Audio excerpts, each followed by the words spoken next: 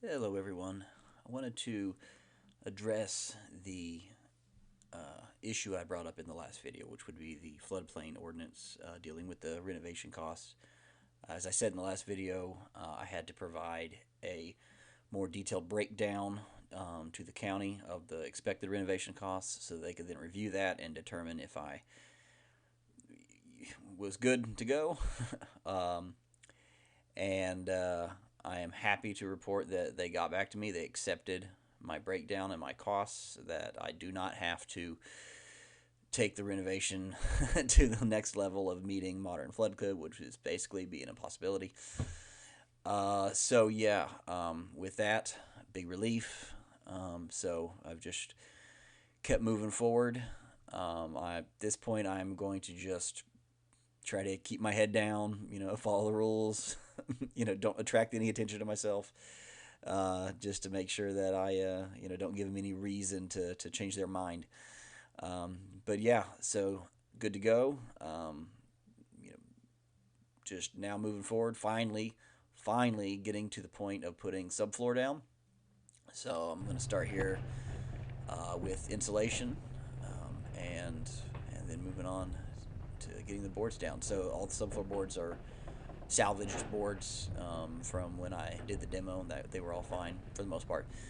Um, and then the insulation was also all salvage, so saving a lot of cost just by that kind of stuff. Insulation in the floor, honestly, I went back and forth on this a lot, and I want to explain my reasoning. Um, so it's obviously a very wet area. You guys have seen it before in the videos. The crawl space has a tendency to get muddy. I've got the vapor barrier down now. It's the groundwater is pretty shallow, so it's just got a lot of moisture in there. And so I got real nervous about putting kind of typical insulation in there, though I probably don't really need to worry about it now that I got the barrier down. And so then I kept thinking, well, what if I was to like staple a vapor barrier on the bottom of my boards, and that would keep the moisture from coming up? Well, then the problem I ran into there was that the boards I used are all treated lumber. Like all of that subfloor structure you see there, that's all treated lumber. And I did that on purpose because it's a very damp area, again. And also, termites don't like treated lumber as much. So the problem with treated lumber is it's got a water content. So if I was to staple a vapor barrier on the bottom, I would essentially trap all that moisture, and that in itself could cause a mold issue. So I really went back and forth. I almost decided not to even insulate the floor, but in the end, I came up with a alternative. So I'm putting in just the typical pink insulation, stapling it in as you would typically do into a subfloor, and then on top of that, I am putting a layer of Prodex insulation, which you often see in like barns or metal buildings, and that is, it's like a foil with foam on the inside of it. It's like two layers of foil with foam in between it, sandwiched in between it, and it's a vapor barrier and it's a insulative barrier and stuff like that. It's really thin. So what I'm doing is I'm putting a layer of Prodex on top of the beams before I put the subfloor down, and that'll give me a vapor barrier between all that treated wood and the crawl space and my subfloor, and that should allow, over time, the treated wood to dry out. It should keep moisture from getting up onto above that, where it doesn't belong. And I think that's going to be a good solution. But that's what I landed on. So you see me here just trimming down the old pieces of insulation to make everything fit. So, all right, I'm going to let the video get back to it. Appreciate everyone. Thank you so much.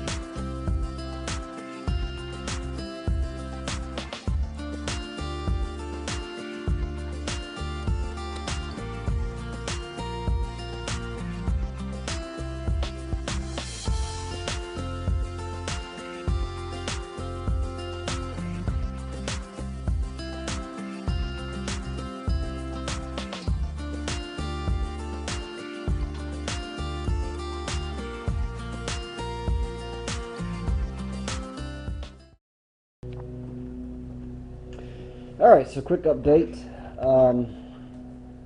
3 pieces of subfloor in, not fully screwed down, but in.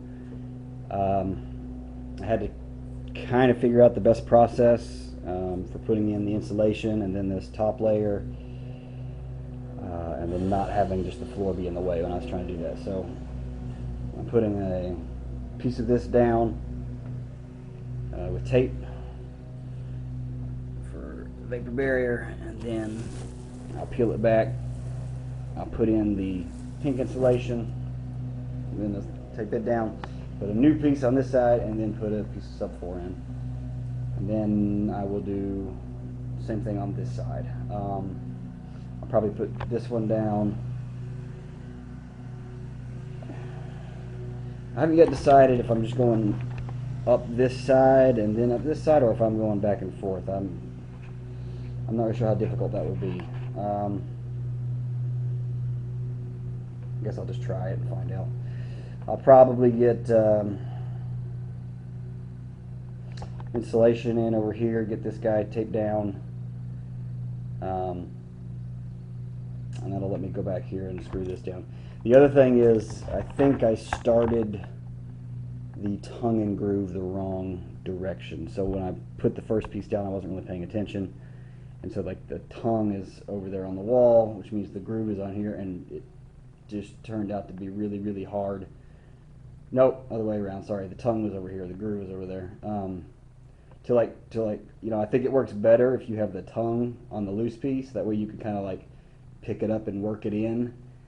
And when you don't, it's really hard because you're trying to like pick that board that's already down up a little bit and try to work it in. So I just elected to cut the tongue off. I've got vapor barrier underneath of it.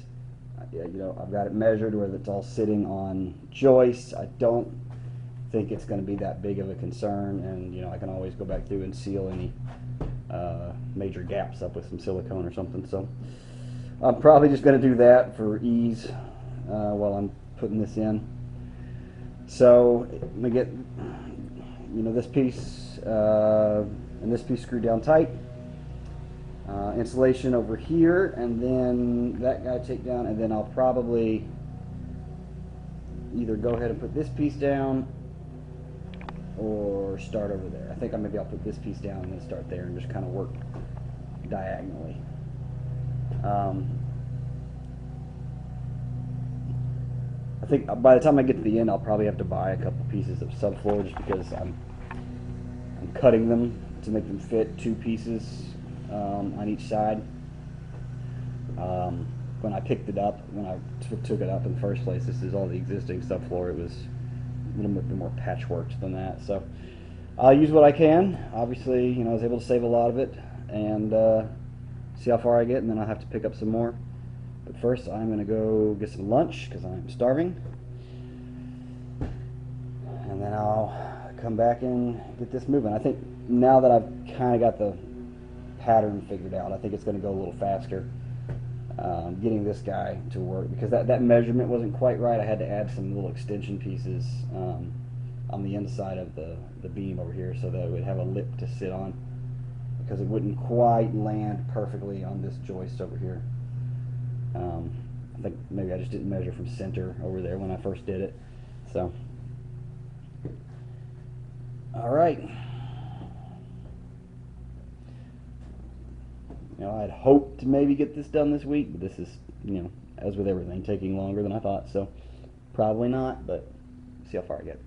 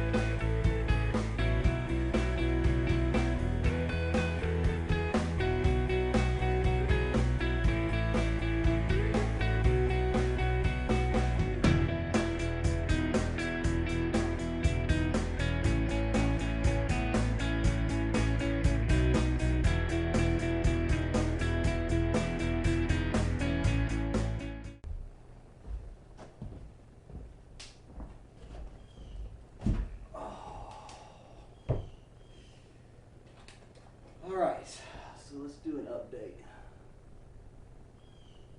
So, you know, the whole process takes longer.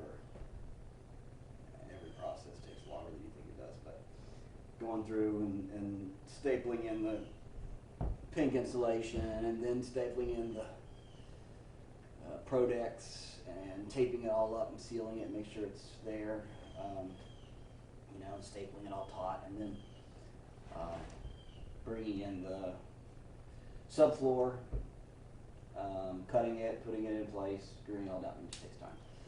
So I think I'm averaging like 4 a day, which is kind of sad. But there's also a lot more to it, like straightening up and getting stuff out of the storage shed out back, which is where all this subfloor's been. You know, this is all the used subfloor from before that I pulled up. It was still good. I'm quickly running out of the bigger pieces of it, so I actually have only 2 full 4x8 sheets left. So those are going to go down here and here. Then I kind of have to move on to, I've got like 4 sheets that are 4x8, but they're, they're 4 foot, but they're not long enough to go all the way to the center here. So I'm going to have to mess with those a little bit, put some cross pieces in to catch the ends of them. And that'll get me another space or 2. And then I have some that are 8 feet long, but they're not 4 feet, so I should be able to get like maybe 2 gaps instead of 3. And that should get me at least to the chimney. I think that's going to be my goal, using what I have to kind of work my way to the other side of the chimney. And then I'm kind of down to just smaller pieces that I just don't want to use, trying to patch those all together. It's just going to be really, really tough. So at that point, I'll go buy some for the rest of the room.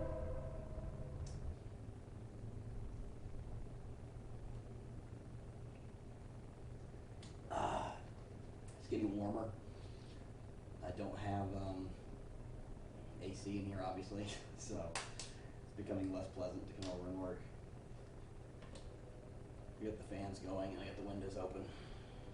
Eventually, AC, probably some split units in the rooms, but not anytime soon. So, for the rest of the day, I'm going to try to get these 2 areas insulated. It's nice to actually start using some of this material that I've been hoarding away, because I've been very, very quickly running out of space in what, like, little half the house that remains, plus the building. And so now that I'm getting all this stuff out and putting it back down, it's very nice. So I'm starting to get more space. So yeah, I have enough insulation that I saved from the walls that was good. I threw away all the bad stuff, but the stuff that was good, I have enough insulation to get me probably at least as far as the chimney as well. I'm not, maybe a little bit further, I'm not really sure. But as I get lower, I'll get a better idea. I'll probably have to go buy some just to get through the rest. So yeah, I've only got 1 more week before I go back to work. You know, I've been on leave for a while now, which has been helpful for getting a lot of this done. I did not get nearly as far as I wanted to, but you know, life throws a lot of curveballs your way, and I've got a lot of other things I'm doing, so I couldn't be over here as much as I wanted to. So, but still, I got a lot done, and now I'm just going to have to try to squeeze in working over here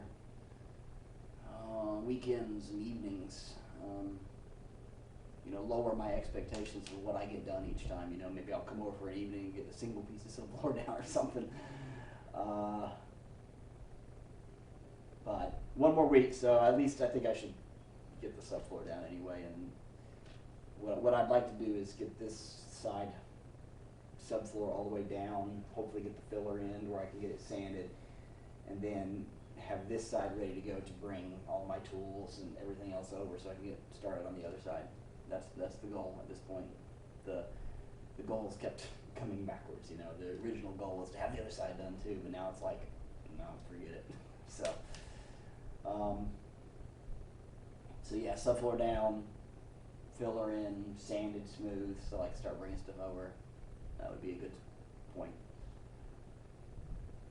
Okay. So yeah, we'll go get some more insulation. Get this take down a little bit. I'm hoping to get some better camera angles now that I can like use the floor on this side. You know, I've been kind of limited. Stick you guys at a distance and see. So maybe I'll be able to get a little closer. But it's been good. All right. Back to it.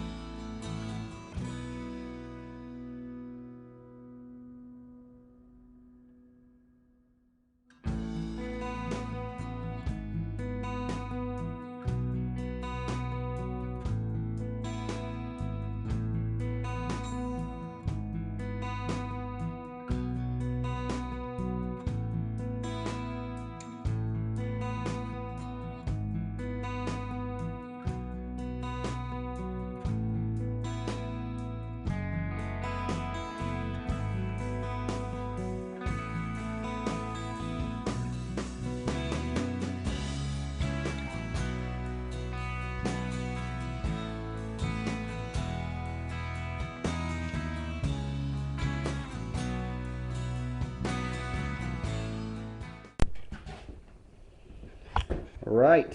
Well, I am happy to report that the subfloor on this half of the house is in all the way through. Here's the new pieces I had to buy. Don't they look so much nicer? I finally got the hang of the whole tongue and groove thing. Yeah, I definitely think I screwed up on the first measurement, but from the wall. But this room is also not exactly perfect, so it worked out. So now I'm going to clean everything up, vacuum it all down. Because of these existing pieces, and there were some irregular cuts, and in some cases where it didn't quite line up on the board and I had to cheek it over, I've got a few spots that sit a little bit lower from one side to the other, and I'm going to put in some filler in the bigger gaps and just smooth all that out and try to create a much more level surface. Here's an example with a just because the beam was more like here, I had to put in the screws kind of at an angle on this side. So this sits just like a tiny bit lower than this side.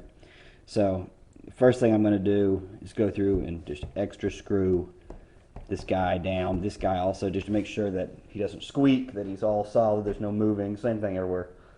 And then I'll go through on these gaps and put some wood filler, some subfloor, what do we call it right here? Flexible floor patch and leveler. And just smooth all that out and then give it a good sanding after it's dry. And then I'll be able to move all of my operation in here. I think I'll probably put some plastic around the outside where the hole is on the bottom, just to keep moisture and animals and such out. But yeah, that's the plan. So right now, get this cleaned up and see where we are. Sweet.